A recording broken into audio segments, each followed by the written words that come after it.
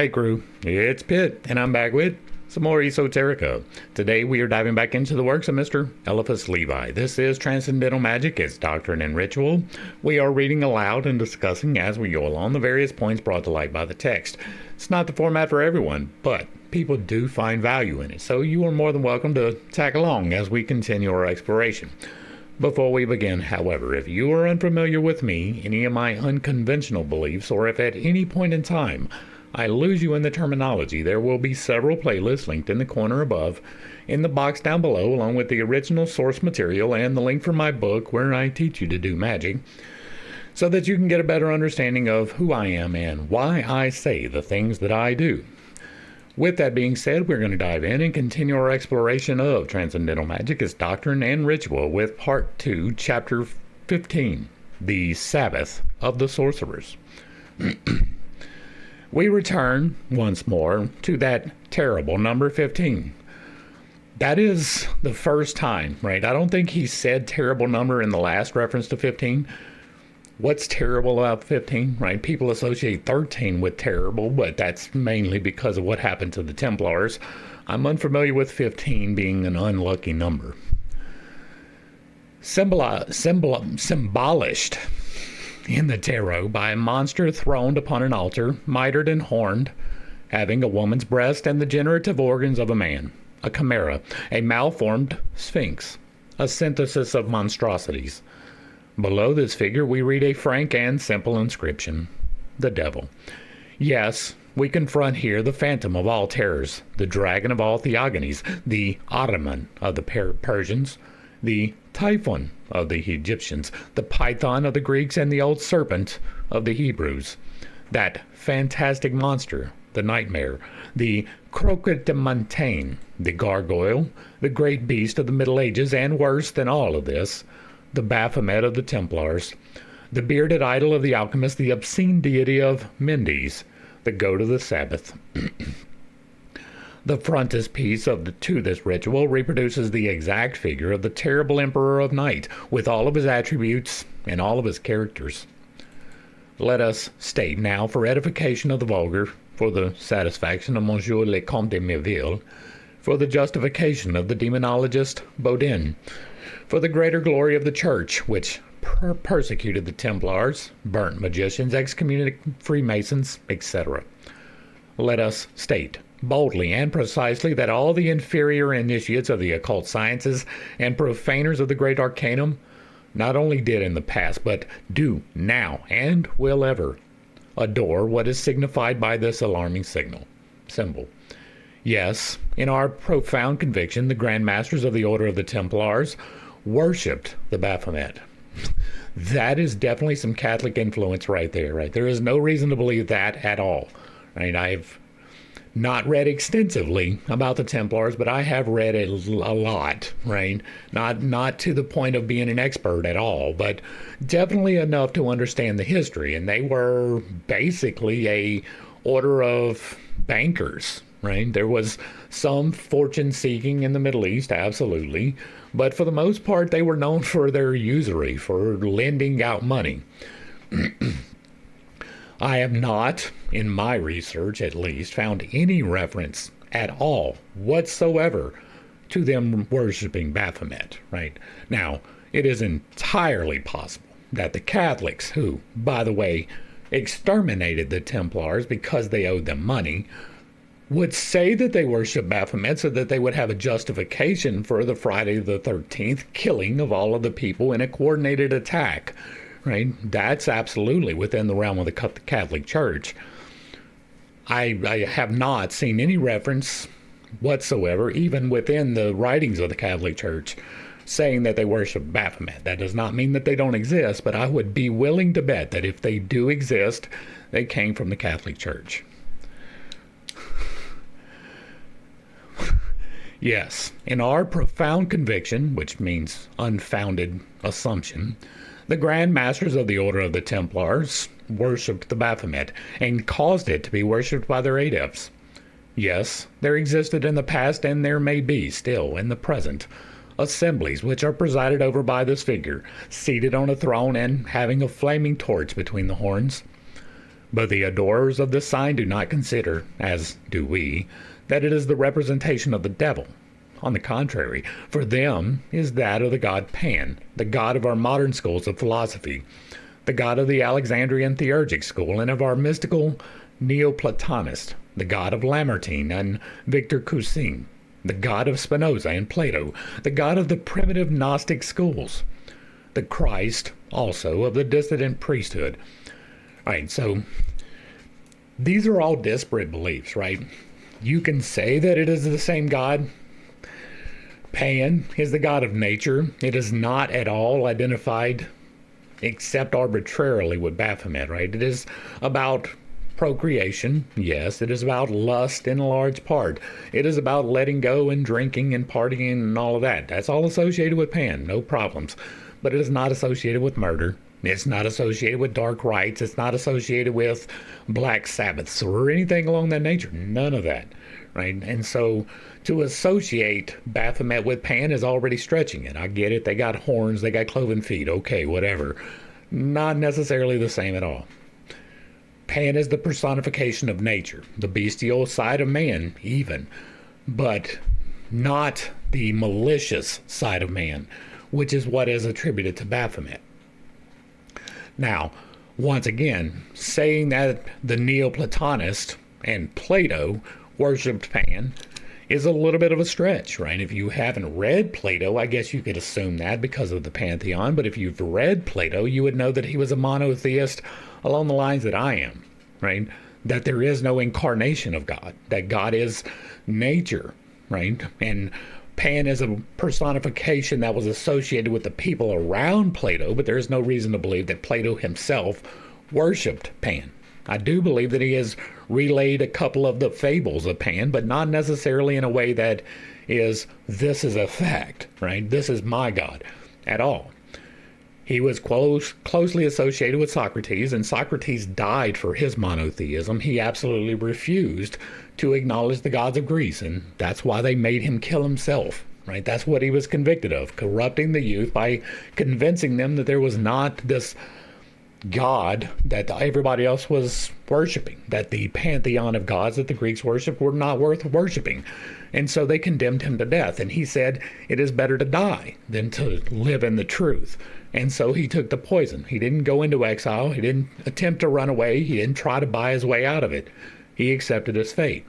That was a close associate of Plato. There's no reason to associate Plato with demonic activities, demon worship, or any of that, right? Yes, Socrates had a demon, but it was kind of an intuitive voice more than an actual entity. And so for this is just like, no, right? This is drawing some assumptions that are not necessarily the same assumptions. You don't know that it was the same gods from the Alexandrian theurgic school. We don't have the records. The Neoplatonists, we have some of those. But like Plato, I don't think Plato specifically spoke upon his beliefs in particular. Like, it's just drawing conclusions that are not necessarily there in order to reinforce the ideas that you already have, right? He already has the idea that the Catholic Church has got the right idea about the Templars and about Baphomet. That doesn't make it true. That is his assumption based upon his prior existing beliefs for a religion that he betrayed his oath to. And so, yeah. Back to the then Christ also of the dissident priesthood, right? And that is associating Christ with Pan and Baphomet. This last qualification, ascribed to the goat of black magic, will not astonish students of religious antiquities who are acquainted with the phases of symbolism and doctrine in their various transformations, whether in India, Egypt, or Judea. The bull, the dog, and the goat are the three symbolical animals of Hermetic magic, resuming all the traditions of Egypt and India.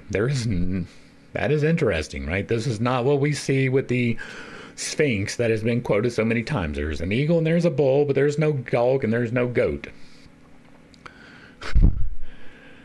The bull represents the earth, or salt of the philosophers. The dog is Hermanubis, the mercury of the sages, fluid, air, and water. The goat represents fire and is at the same time the symbol of generation. Now that is the Trinity, right? The body, the mind, and the soul. Or the body, the mind, and the spirit. The body, the soul, and the spirit. Right?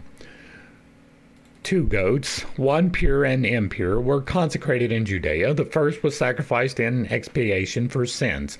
The other, loaded with those sins by imprecation, was set at liberty in the desert. A strange ordinance, but one of deep symbolism, reconciliation by sacrifice and expiation of liberty. It is so vitally important to note at junctures like these that there was never, ever at all, in any way, shape, or form, a required blood sacrifice for the remission of sin. That is an extremely important thing to continue to emphasize as we roll through these. Anything built upon the remission of sin by blood is going to be built wrong. The scapegoats was wrong. There was never any point in time in which sacrificing a goat cleansed you of your sin. There was never any point in time where assigning those sins to a goat and turning it loose in the wilderness forgave you of your sin. The only thing that has ever been necessary for forgiveness of sin is to ask for it and to genuinely change your ways.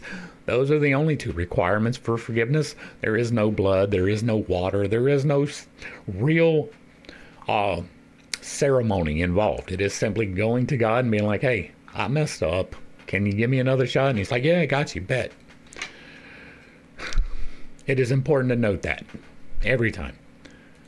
Now, all the fathers of the church who have concerned themselves with Jewish symbolism have recognized in the immolated goat the figure of him who assumed, as they say, the very form of sin. Hence, the Gnostics were not outside symbolical tradition when they gave Christ, the liberator, this same mystical figure. All right, so the guy who became sin, not the forgiveness of sin, but became sin, that is talking about Satan, right? Baphomet and Satan right here are being reconciled. Hence, the Gnostics, big term, right? The Gnostics incorporated hundreds of beliefs over thousands of miles. They were not a cohesive unit at all. They did have some similarities of belief in some places, but there wasn't a whole lot of overlap. So when it says, hence the Gnostics, is talking about a big group of people that are not necessarily being accurately described. When they gave Christ the liberator the same mystical figure, so the Gnostics turned him into Baphomet. All the Kabbalah and all magic, as a fact, are divided between the cultus of the immolated and that of the emissary goat. That should tell you something about Kabbalah, right? Now, this is taking his word on it, and he was most decidedly a Catholic who was dabbling in Kabbalah, but there is, therefore, the magic of the sanctuary and that of the wilderness, the white and the black church, the priesthood of public assemblies, and the Sanhedrin of the Sabbath. The goat, which is represented in our frontispiece, bears upon his forehead the sign of the pentagram, with one point in the ascendant, which is sufficient to distinguish him as a symbol of the light. He makes the sign of occultism with both hands, pointing upward to the white moon of Chesed and downward to the black moon of Geburah. This sign expresses the perfect harmony of mercy with justice. One of the arms is feminine and the other masculine, as in the androgyne of Kunrath, whose attributes we have combined with those of our goat, since they are one and the same symbol. The torch of intelligence, burning between the horns, is the magical light of universal equilibrium. It is also the type of the soul, exalted above matter, even while connecting with matter. As the flame connects with the torch, the hideous head of the animal expresses horror of sin, for which the material agent, alone responsible, must alone and forever bear the penalty, because the soul is impassible in its nature and can only suffer by materializing. The caduceus, which replaces the generative organ, represents eternal life.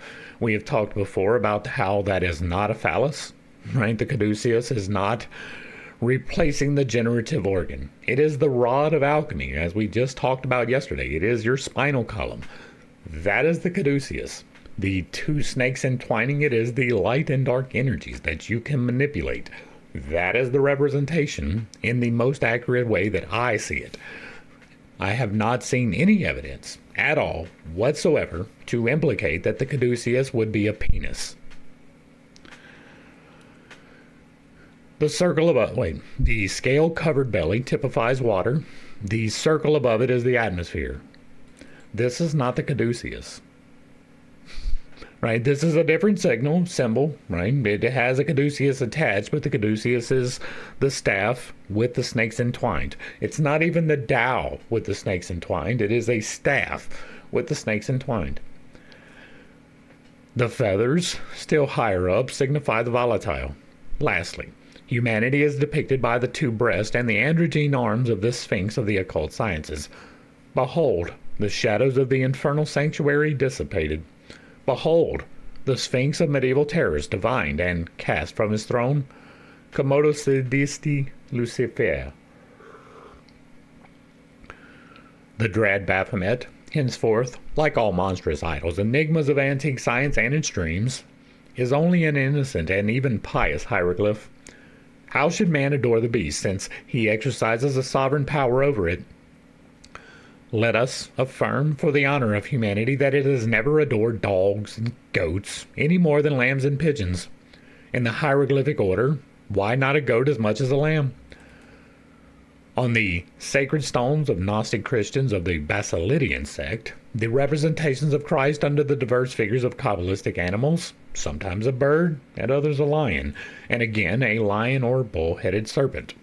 Right, this is the correct way to refer to the Gnostics. Right, if you are going to be talking about one of the particular beliefs of them, right, the stones of the Gnostic Christians of the Basilidian sect. That is narrowing it down from those hundreds of variations to one specific one. So if you are going to refer to the Gnostics, this should be the manner in which you do it. But in all cases, he bears invariably the same attributes of light, even as our goat, who cannot be confounded with fabulous images of Satan, owing to his sign of the pentagram. Let us assert most strongly to combat the remnants of Manichaeanism, which are daily appearing among Christians, that as a superior personality and power, Satan does not exist. He is the personification of all errors, perversities, and consequently, weaknesses. If God may be defined as he who necessarily exists, may we not define his antagonist and enemy as he who necessarily does not exist? That I would agree with, right? There is no incorporated devil, right? There is God. God is infinite. He is beyond our understanding, but he has limited himself into the creation, and so we know him as God the Spirit. That is how I worship. There is no counterpoint to him. He contains both good and evil, light and dark, creative and destructive. It is all him. There is no need for an agent of a personification to be the evil one. It's simply not necessary. There's no reason to believe that it is a true thing. And so I agree. He does not necessarily exist at all. All of the references to him are anthropomorphizing God and making the devil a co-equal of God, and that's simply stupid, right? He's not a co-equal of God. He can't be the antagonist of God. God can just stop him. He can just, done, wrapped, right? And so that's dumb.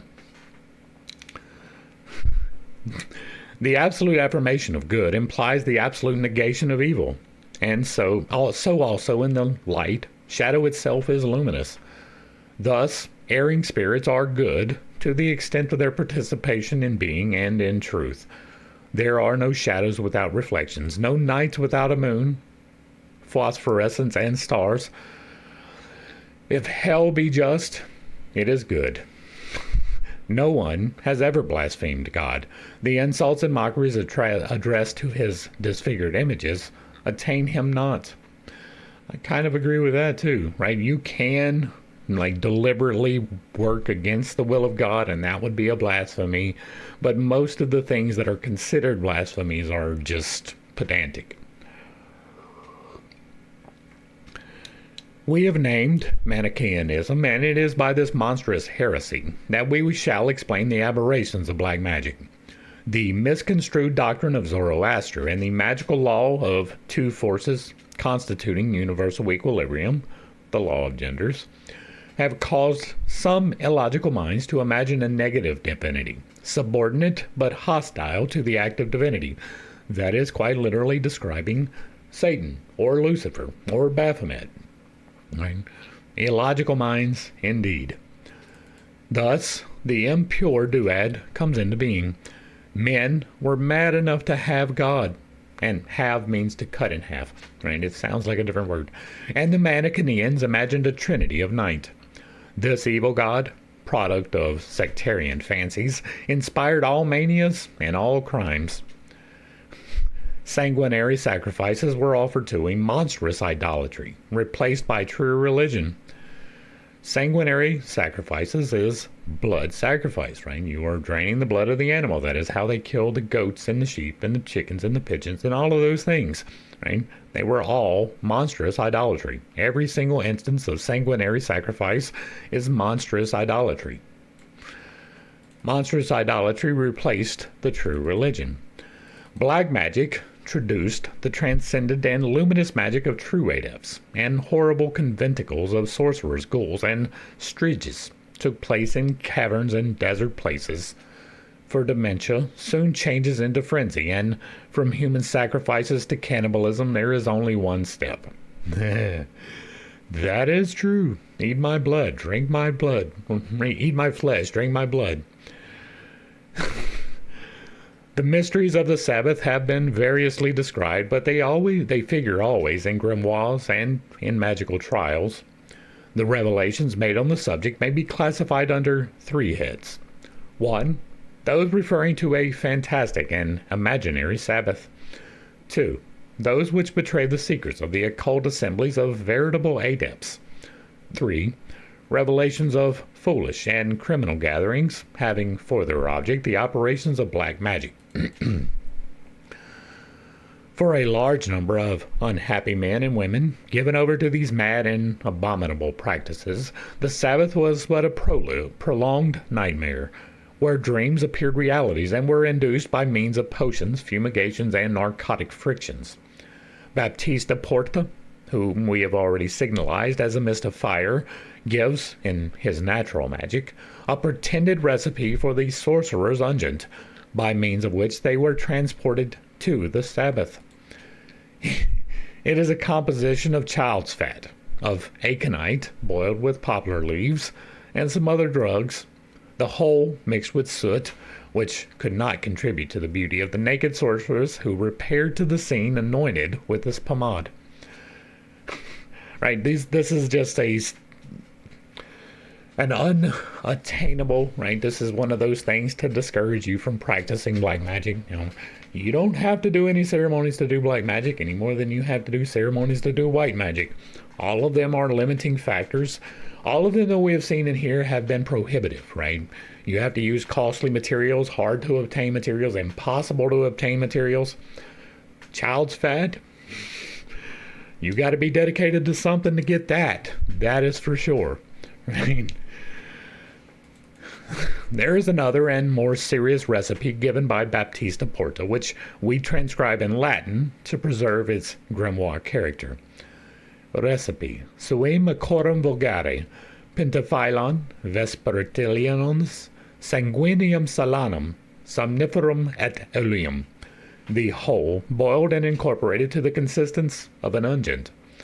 We infer that compositions containing opiates, the pith of green hemp, datura stratumonium, or laurel almond, would enter quite as successfully into such preparations. Now, opiates and green hemp, I'm familiar with, right? I'm not too familiar with datura stramonium, but I have heard datura before, right? This is the sleep lily from India. Like, I'm pretty sure, I'm not positive, so don't take my word on it. Look it up for yourself. But I'm pretty sure that Datura is the related to the soma. The laurel almond, I don't know, but I would assume it is also something that would produce a euphoric state of events, right? Opiates, you're going to get euphoria or sleep or death. Hemp, you're going to get euphoria or the munchies or sleep. Datura, I'm pretty sure will just put you to sleep and you wake up with some euphoria. And so this is euphoria inducing. That's what we're dealing with. The fat or blood of night birds added to these narcotics with black magical ceremonies would impress imagination and determine the direction of dreams. This part right here is the entire reason for this ceremony and all of the ingredients. To Sabbaths dreamed in this manner, we must refer to the accounts of a goat issuing from pitchers and going back into them after the ceremony. Infernal powders obtained from the ordure of this goat, who is called Master Leonard. Banquets where abortions are eaten without salt and boiled with serpents and toads. You definitely got to be committed, but this is not outside the realm of possibility. What are you talking about, Ped? Let's enter into the land of conspiracy since we're talking about black magic. Have you ever heard of adrenochrome? Somebody has, right? Adrenochrome is the fanciful, imaginary, created thing that is drawn from the blood of children who are terrified, right? That is the lore attached to it. And whether it is true or not, I don't know, but there's significant reason to believe that it could be a thing and that it may even be a thing. And on top of that, right, completely separate from that, we got another thing, right? Have you ever heard of something called spirit cooking? Abramovich, I believe her name is Abramovich. Look it up, you can see it. Be very careful when you look it up because it may have some disturbing images. Spirit cooking is taking various bodily fluids, blood, semen, vaginal discharges, sputum, all kinds of things, and mixing them together and putting it into a pot and everybody eats it. This is not all that uncommon, right? I say that because it has been publicized that people are doing this, at least symbolically, possibly in real life. And so this banquet where an abortion is eaten without salt and boiled with serpents and toads, that is not that unusual of an idea, considering the two things that I just talked about. Back to the text. Dances in which monstrous animals or men and women are with. Dances in which monstrous animals or men and women with impossible shapes take part. Unbridled debauches where incubi project cold sperm. This again is not an unusual content. About 2 decades ago, this guy named Alex Jones went on an investigative journey to this place out in California. And he infiltrated this sacred grove where they were doing various things with a spy cam, and he got to see several ceremonies. And one of the ceremonies that you got to see was absolutely related to this, and I would again advise caution if you choose to look up such a thing, but it is definitely a thing. It is definitely a thing. Nightmare alone could produce or explain such scenes. The unfortunate cure, Gaufridi and his abandoned penitent, Madeleine de la Prélude, went mad through kindred delusions and were burned for persisting in affirming them.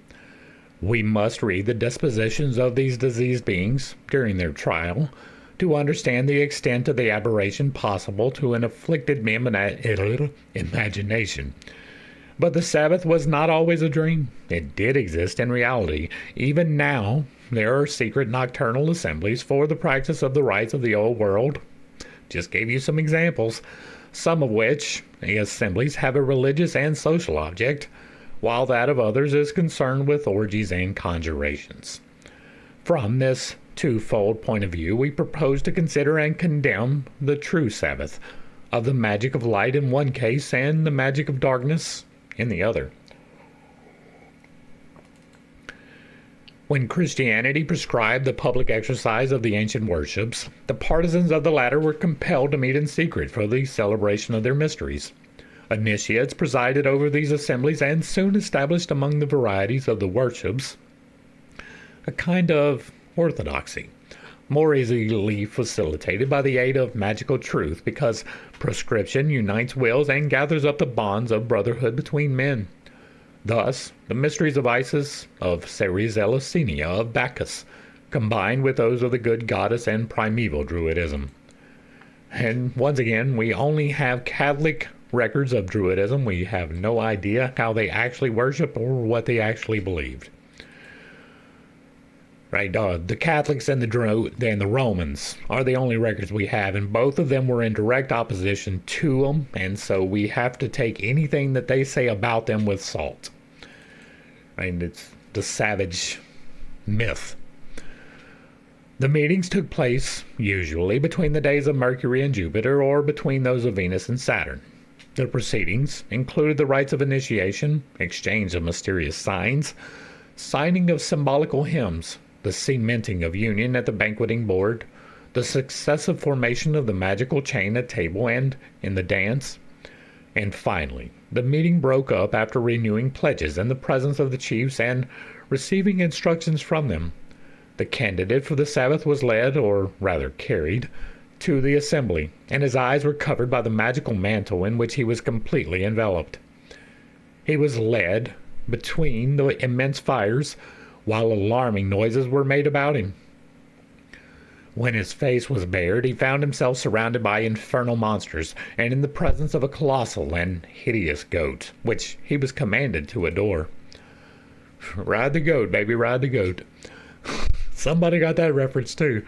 All these ceremonies were tests of his force of character and confidence in his initiators.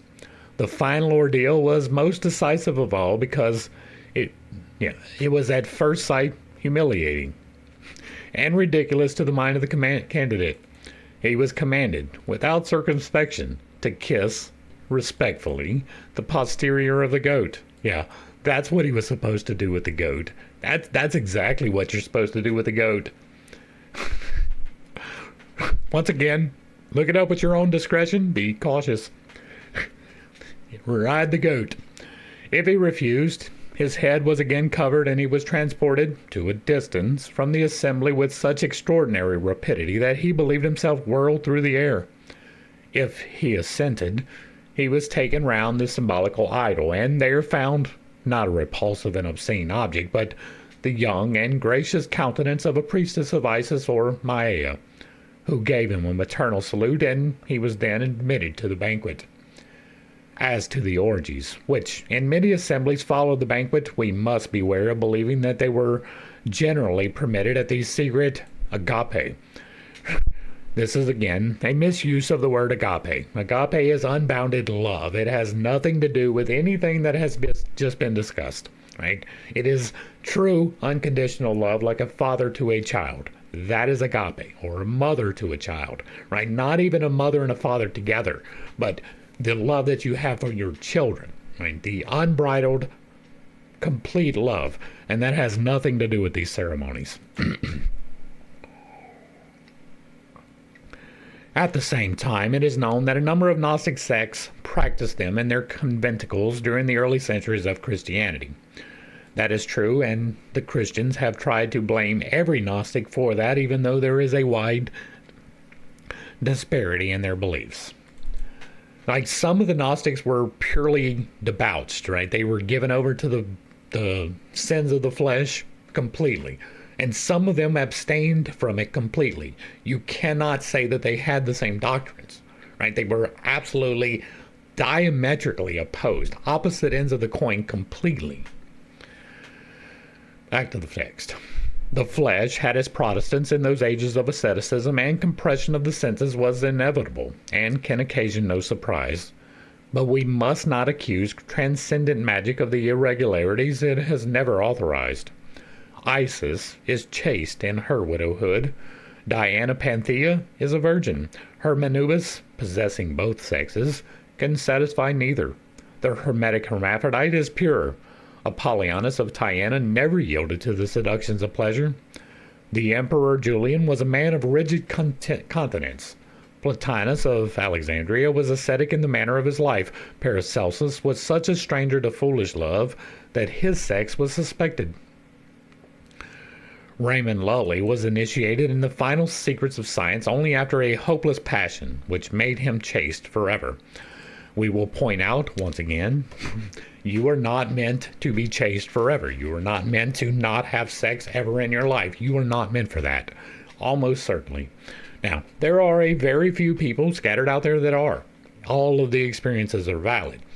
But almost certainly, it's not you. You are meant to find a partner. Some people, equally as rare as the not having, are meant to have multiple partners. That is just simply part of it, right? All experiences are valid. But you're not, generally speaking, one of those people, right? You might be, but you're probably not. You are meant to walk the balance between the virtues and the vices, right? The virtue being chastity, the vice being lust. You are supposed to have a little bit of lust for your spouse. It's perfectly fine. You are supposed to engage in copulation activities for the procreation of the species. It's kind of why you were built, right? You're here for the experience. That's one of the experiences. But you're not supposed to give yourself over to debauchery. You shouldn't be throwing your penis into everything that moves and taking every opportunity that you can, right? You can catch all kinds of nasty things like that, and that's not even talking about from the flesh. Right? And so you are meant to walk that balance. Find your partner, walk with them in chastity with them, right? Chastity or chasteness is being faithful to that person. That is walking in the balance of the vice. This is telling you walk away from the vice entirely, completely embrace the virtue, and that is equally wrong, right? You are being prideful, right? I've never had sex, therefore I am better than you. That's a prideful statement. I never eat meat, therefore I am better than you. That's a prideful statement. I fast 14 days a week every month. That's a prideful statement. Like, you are living in pride thinking that you're sinless. It's a little bit wild. Back to the text.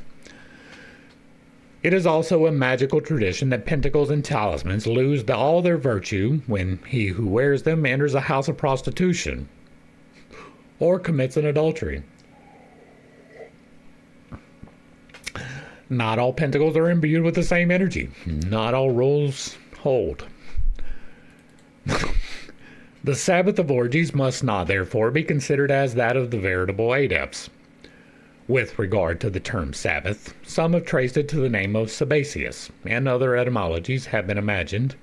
The most simple, in our opinion, connects it with the Jewish Sabbath, for it is certain that the Jews, the most faithful depositories of the secrets of the Kabbalah, were almost invariably the great masters in magic during the Middle Ages. The Sabbath was therefore the Sunday of the Kabbalist. That's patently untrue. The Jews celebrate the Sabbath on Saturday. It is from sundown on Saturday till sundown on Sunday, right? That whole 24-hour period begins on Saturday. The Saturday is the Sabbath. I think I got that right. It might even begin Friday night into Saturday, right? But it's definitely not Sunday. Right? That one is for sure. The day of their religious festivals, or rather the night of the regular assembly. Okay, so this is not specifying the day of the week, because if you are familiar at all with religious festivals, they do to the moon, and the moon does not have the same phase at the same time every year, right? The Feast of Tabernacles might fall on the 14th on one month, or 1 year on the 17th on the next, due to the moon. And so it is not necessarily the same day for that. This feast, surrounded with mysteries, had the vulgar timidity for its safeguard and escaped prosecution by terror. As to the diabolical Sabbath of necromancers, it was a counterfeit of that of the Magi, an assembly of malefactors who exploited idiots and fools. There, Horrible rites were practiced and abominable potions compounded. There, sorcerers and sorceresses laid their plans and instructed one another for the common support of their reputation in prophecy and divination. At that period, diviners were generally consulted and followed a lucrative profession while exercising a real power. Such institutions neither had nor could possess any regular rites. Everything depended on the caprice of the chiefs and the vertigo of the assembly. What was narrated by some who had been present at them served as a type for all nightmares of hallucination, and from this chaos of impossible realities and demoniac dreams have issued the revolting and foolish histories of the Sabbath, which figure in magical processes and in the books of such writers as Sprenger, de Lancer, Del Rio, and Bodin. The rites of the Gnostic Sabbath were imported into Germany by an association which took the name of Mopses.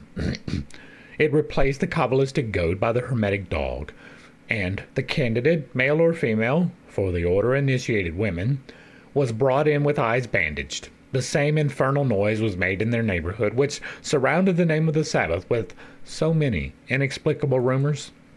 They were asked whether they were afraid of the devil, and were abruptly required to choose between kissing the posterior of the Grand Master and that of a small, silk-covered figure of a dog, which was substituted for the old grand idol of the goat of Mendez.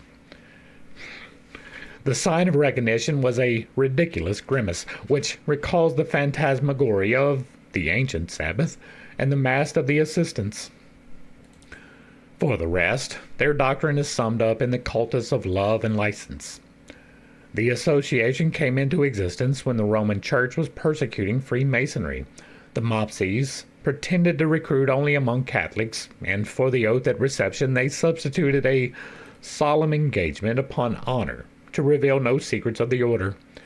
It was more effectual than any oath, and left nothing for religion to object. The name of the Templar Baphomet, which should be spelled Kabbalistically backwards, is composed of three abbreviations: Tem of Ab, Templi Omnium Homnium Passis Abbas. Well, that doesn't fit. The father of the temple of universal peace among men. According to some, the Baphomet was a monstrous head. According to others, a demon in the form of a goat. A sculptured coffer was disinterred recently in the ruins of the old commandery of the temple, and antiquaries observed upon it a Baphometic figure corresponding by its attributes to the goat of Mendes and the androgyne of Kunroth. It was a bearded figure with a female body, holding the sun in one hand and the moon in the other, attached to chains. Now, this virile head is a beautiful allegory which attributes to thought alone the initiating and creating principle. Here, the head represents spirit and body, matter. The orbs enchained to the human form and directed by that nature of which intelligence is the head are also magnificently allegorical. The sign, all the same, was discovered to be obscene and diabolical by the learned men who examined it. Can we be surprised after this at the spread of medieval superstition in our own day? One thing only surprises me, that believing in the devil and his agents, men do not rekindle the faggots. Monsieur Vouillant is logical and demands it. One should honor men who have the courage of their opinions. Pursuing our curious researches, we come now to the most horrible mysteries of the grimoire, those which are concerned with the evocations of devils and pacts of hell. After attributing a real existence to the absolute negation of goodness, after having enthroned the absurd and created a god of falsehood, it remained for human folly to invoke the impossible idol, and this maniacs have done. We were lately informed that the most reverend Father Ventura, formerly superior of the Theatines, bishop's examiner, etc., after reading our doctrine, declared that the Kabbalah was, in his opinion, an invention of the devil, and that the Star of Solomon was another diabolical device to persuade the world that Satan was the same as God. See what is taught seriously by the masters in Israel? The ideal of nothingness and night, inventing a sublime philosophy which is the universal basis of faith and the keystone of all temples. The demon placing his signature by the side of God's. My venerable masters in theology, you are greater sorcerers than you or others are aware, and he who said, "The devil is a liar like his father," would have had some observations to make on the decisions of your reverences. The evokers of the devil must, before all things, belong to a religion which admits a devil, creator and rival of God. To invoke a power, we must believe in it. That is very true. Given this firm faith in the religion of the devil, we must proceed as follows to enter into correspondence with this pseudo-deity. Magical axiom. In the circle of its action, every word creates that which it affirms. Direct consequence. He who affirms the devil creates or makes the devil. Conditions of success in infernal evocations. 1. Invincible obstinacy. 2. A conscience at once hardened to crime and most subject to remorse and fear. 3. Affected or natural ignorance. 4. Blind faith in all that is incredible. 5. A completely false idea of God. We must, afterwards, A. Profane the ceremonies of the cultists in which we believe. B. Offer a bloody sacrifice. C. Procure the magic fork, which is a branch of a single beam of hazel or almond, cut at one blow with the new knife used for the sacrifice. It must terminate in a fork, which must be armored with iron or steel made from the blade of the before-mentioned knife. A fast of 15 days must be observed, taking a single unsalted repast after sundown. This repast should consist of black bread and blood, seasoned with unsalted spices or black beans and milky and narcotic herbs. We must get drunk every 5 days after sundown on wine in which 5 heads of black poppies and 5 ounces of pounded hemp seed have been steeped for 5 hours. The infusion being strained through a cloth woven by a prostitute.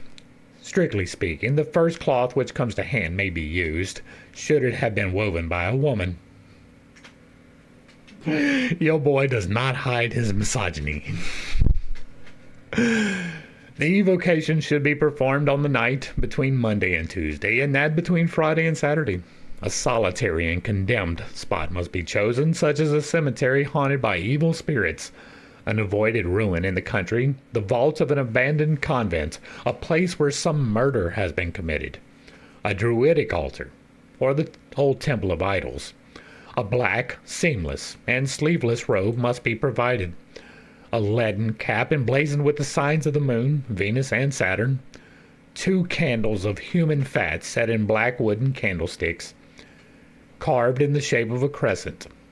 2 crowns of vervain. A magical sword with a black handle, the magic fork. A copper vase containing the blood of a victim. A censer holding the perfumes, namely incense, camphor, aloes, ambergris, and storax, kneaded with the blood of a goat, a mole, and a bat. 4 nails taken from the coffin of an executed criminal, the head of a black cat which has been nourished on human flesh for 5 days. Here we have an image. Machiel Amasarak, Black Evocations and Pacts, the Geetic Circle. And once again we have symmetry issues. A bat drowned in blood. The horns of a goat, cum quello puella concuburit. The skull of a parasite. Wow. All of these hideous and scarcely obtainable objects, which is the point of them being listed, having been collected, they must be arranged as follows. A perfect circle is traced by the sword, with a break, or way of issuing, on one side. That would not be a perfect circle. A triangle is drawn in the circle, and the pentacle thus formed is colored with blood. At one of the angles of the triangle, a chafing dish is placed, and this should have been included among the indispensable objects already enumerated. You could have went back and edited that. At the opposite base of the triangle, 3 little circles are described for the operator and his 2 assistants. Behind that of the operator, the sign of the labarum or monogram of Constantine is drawn, not with the blood of the victim, but with the operator's own blood. The operator and his assistants must have bare feet and covered heads. So you're receiving from the base, and you're obscuring receiving from the divine. Imagine that. The skin of the immolated victim must be brought to the place, and being cut into strips must be placed within the circle, forming a second, an inner circle, fixed at the 4 corners by the 4 nails from the coffin already mentioned. Hard by the nails, but outside the circle must be placed the head of the cat, the human or rather inhuman skull, the horns of the goat, and the bat. They must be sprinkled with a branch of birch, dipped in the blood of the victim, and then a fire of cypress and altar wood must be lighted, the 2 magical candles being placed on the right and left of the operator, encircled with the wreaths of vervain. The formula of evocation can now be pronounced, or as they are found in the magical elements of Peter of Apono, or in the grimoires, whether printed or in manuscript. That of the Grand Grimoire, reproduced by in the vulgar Red Dragon, has been willfully altered and should be read as follows. By Adonai Elohim, Adonai Yehovah, Adonai Sabaoth, Metatron, on Alga, Adonai Mathon, the Pathonic Word, the mystery of the salamander, the assembly of the sylphs, the grotto of the gnomes, the demons of the heaven of Gad, Almusin, Gabor, Yeshua, Evam, Zareatanamik. Come. It is interesting that you are pulling all of these names into a dark rite. That is very interesting indeed. The grand appellation of Agrippa consists only in these words. Dies maius discit bonedestef duemeva initimas. We make no pretense of understanding their meaning. Me either. Possibly they possess none. Doubtful. Assuredly none which is reasonable, since they avail in invoking the devil, who is the sovereign unreason. Picus de Mirandola, no doubt from the same motive, affirms that in black magic the most barbarous and unintelligible words are the most efficacious and the best. The conjurations are repeated in a louder voice, accompanied by imprecations and menaces, until the spirit replies. He is commonly preceded by a violent wind, which seems to make the whole country resound. Then domestic animals tremble and hide away. The assistant feels a breath upon their faces, and their hair, damp with cold sweat, rises on their heads. The grand and supreme appellation, according to Peter of Apono, is as follows. Himenatan, El Ati Titeop Azoya Hin Tu Minusel Akadon Ve Va I A E X. Ah LLL I Hi How va Chavot. I Sarayai. By Elohim Akima Rabur Bathas over Abrak, flowing down, coming from above. Abeor upon Aber. Chavayoth. I command thee by the key of Solomon and the great name Semhamphoras. I say that with no hesitation, because I do not believe in the power in these words at all. I do not believe in this ceremony at all. I believe that all of these tools are useless, right? They are exclusionary. They are too hard to obtain to keep you from obtaining them, right?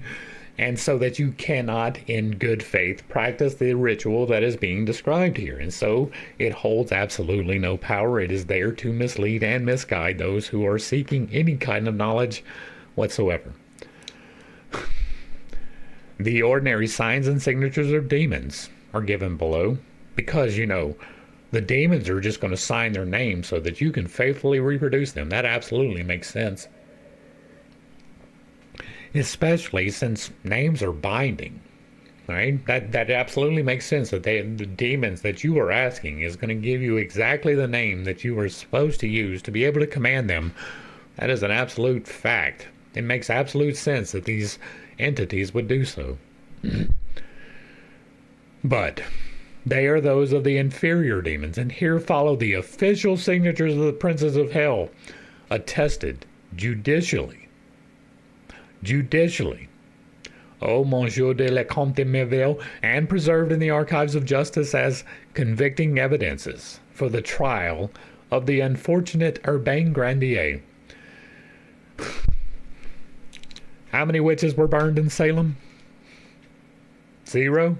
Yeah, you're right. It was no witches. It was all women. Poor Urbain Grandier.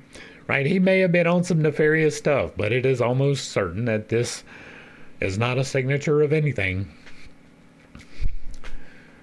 But if you so choose to take up this knowledge, and you are attempting to use these things, I would make damn sure that every single bit of this was in exact proportion, right? If this is the true, powerful name by which you can command these demons, every single instance that is written here has to be reproduced exactly. No deviation, no misalignments. If there is misalignments, it's not going to work. These signatures appear under a pact of which Colin de Plancy gives a facsimile reproduction of the atlas of his infernal dictionary. It's funny how this word, for about 60 years, was part of the vernacular, and these days it is not as much. Back to the text. That is completely a side note. Back to the text. It has this marginal note. The draught is in hell, in the secretary of Lucifer, a valuable item of information about a locality, but imperfectly known, you guess, and belonging to a period approximate to our own, though anterior to the trial of young Labarre and Etelande, who, as everyone knows, were contemporaries of Voltaire. It is important to note that this is not a biblical concept, right? At least in the Old Testament. I understand it is in the New Testament. They completely made it up and made it a thing. But in the Old Testament, there is no hell, there is no heaven. There is simply the land of the dead.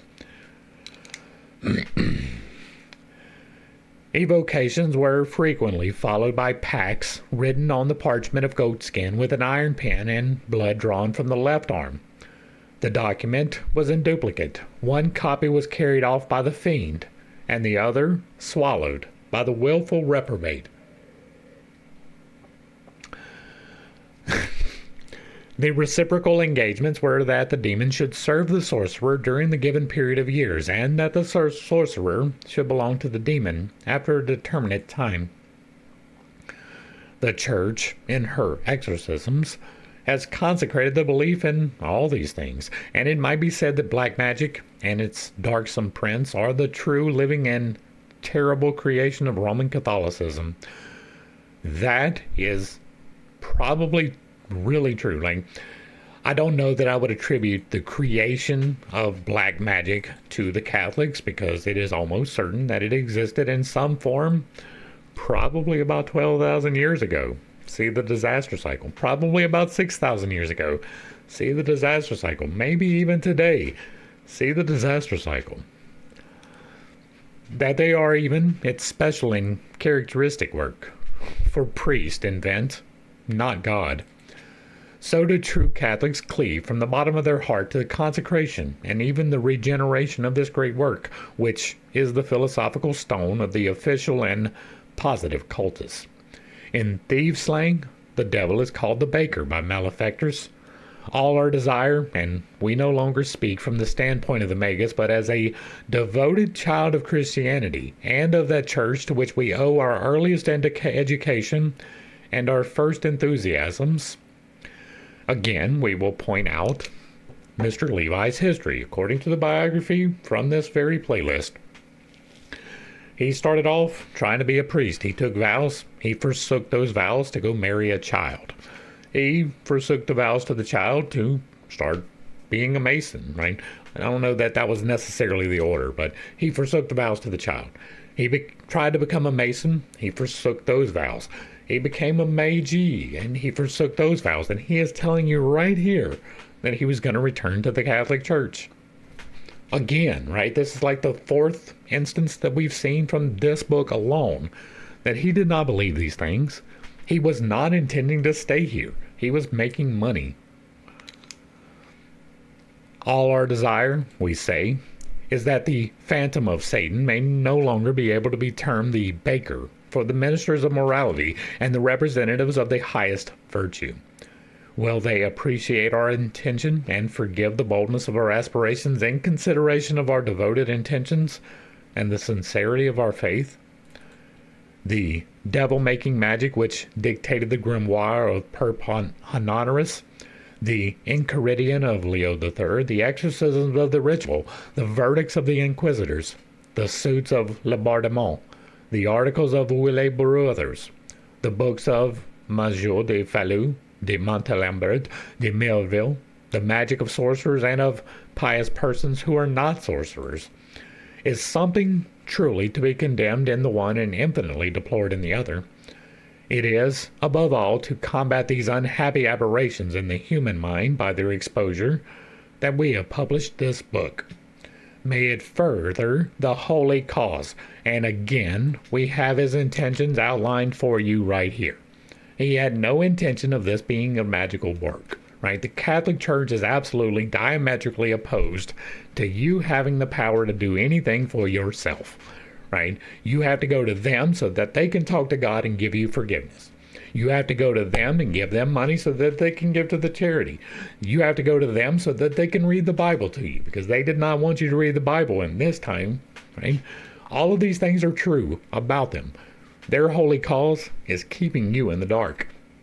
They are a control system designed and intended to keep you away from something, and I believe that that something is your intrinsic ability to do the things described. Now, should you be practicing dark magic? Absolutely not. I stand against that in every single instance consistently, right? You should not be doing things with malice in your heart, period. You should not be seeking vengeance, period. That is simply the end, right? There is no qualifier to that. In the moment, you are allowed to defend yourself physically, not magically. It is, again, simply that simple. You are not allowed to do other things to other people without express consent. It doesn't get more simple than that. Anything that you are doing to someone without express consent is sorcery. It is black magic, and it is going to reverberate according to the 8 laws of creation quite drastically in your life. May it further the holy cause indeed. And again, right, he's telling you exactly what his intentions are. And people have read this book for 150 years as though it is a source of intelligence. But we have not yet exhibited these impious devices in all their turpitude and in all their monstrous folly. We must remove the blood-stained filth of perished superstitions. We must tax the annals of demonomania so as to conceive of certain crimes which imagination alone could not invent. The Kabbalist Bodine, Israelite by conviction and Catholic by necessity, had no other intention in his demonomania of sorcerers than to impeach Catholicism in its works and to undermine it in the greatest of all its doctrinal abuses. The treatise of Bowden is profoundly Machiavellic and strikes at the heart of the institutions and persons it appears to defend. It would be difficult to imagine without reading his vast mass of sanguinary and hideous histories, acts of revolting superstition, sentences and executions of stupid ferocity. But all, the inquisitors seem to cry, God will distinguish his own. Kill them all. Let God sort them out. Poor fools, hysterical women, and idiots, while accordingly burned without mercy for the crime of magic, while at the same time great criminals escape this unjust and sanguinary justice. Bodine gives us to understand this by recounting the anecdotes as that which he connects with the death of King Charles IX. And I will say again, right? How many witches were burned in Salem? 0. It is almost unknown It is an almost unknown abomination, and one which has not, as far as we know, tempted the skill of any romancer, even at the periods of the most feverish and deplorable literature. Attacked by a disease which no physician could discover the cause or explain the frightful symptoms, King Charles IX was dying. The Queen Mother, who ruled him entirely and had everything to lose under another reign, the Queen Mother, who has been suspected as the author of the disease, because concealed devices and unknown interest have always been attributed to her who was capable of anything, consulted her astrologers, and then had recourse to the foulest form of magic, the oracle of the bleeding head, for the sufferer's condition grew worse and more desperate daily. The infernal operation was performed in the following way. A child was selected, of beautiful appearance and innocent manners. He was prepared for his first communion by the almoner of the palace, and when the day, or rather night, of the sacrifice arrived, a monk, an apostate Jacobin, given over to the occult works of black magic, celebrated the Mass of the Devil at midnight, in the sick room, and in the presence only of Catherine de Medici and her trusted confidants. It was offered before the image of the demon, having a crucifix upside down under its feet, and the sorcerer consecrated 2 hosts, one black and one white.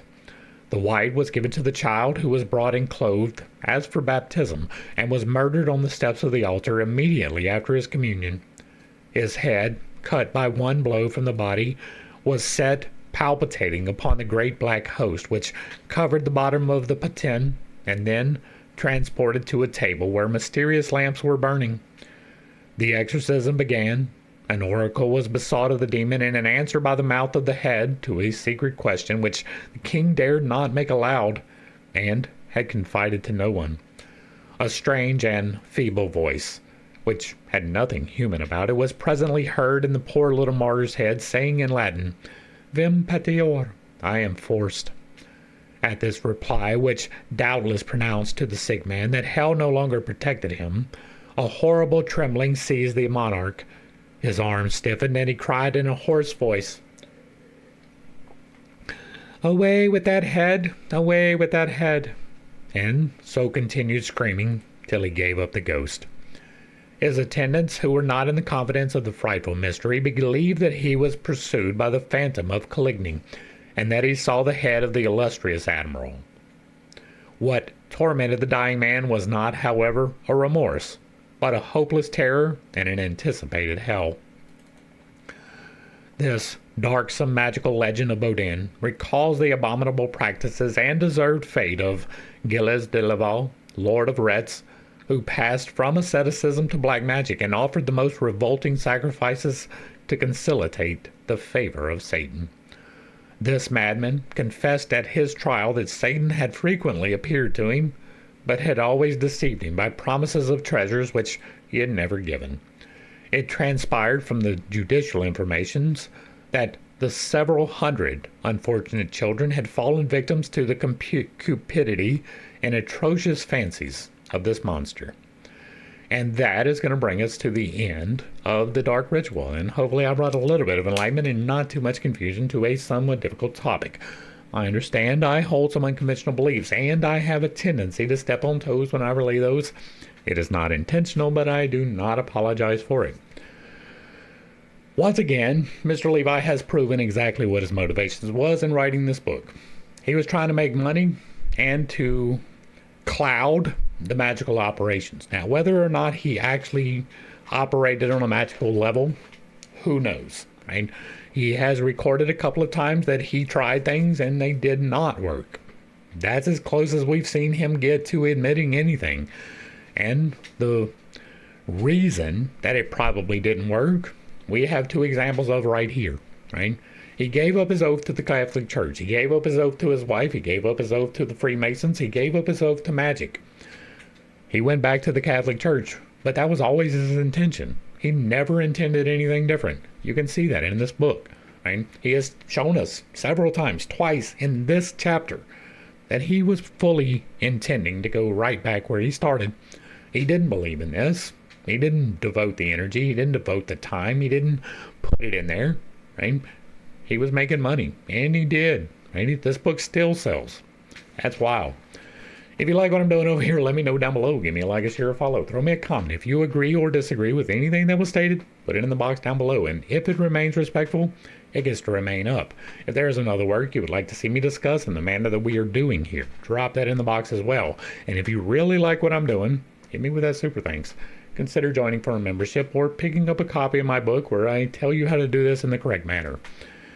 To the crew, thanks for hanging out. I appreciate every single minute that you are here with me, and I am praying for you every single day. Until next time, I love you. God loves you. You are perfect, whole, and complete, just the way that you are. And this has been Pit State. Peace.